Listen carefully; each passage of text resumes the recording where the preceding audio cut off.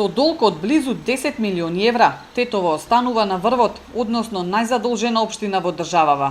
Градоначалничката не открива на што се должи долгот и како би се вратил. Се правда дека општината со години била задолжена, но политиката им била да не одат над тоа ниво на задолжување, туку да го задржеле, а тоа било тренд секаде во светот. Треба да се има предвид и целосниот трендот во однос на долговите и задолжувањата во цела држава и тенденциите што се во светот.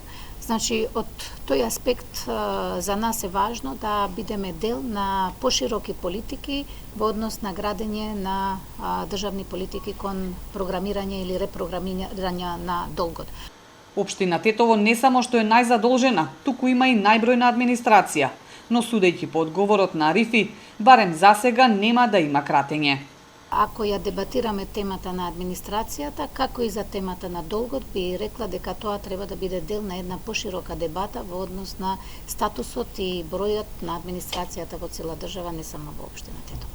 Според должничката листа на Министерството за финансии, заклучно со третиот квартал од 2020 година, долгот на општината во септември бил 9,4 милиони евра. Тетово е рекордер, но не е подобра ниту состојбата со другите општини во државата, односно речиси 90% од нив се соочуваат со финансиски проблеми.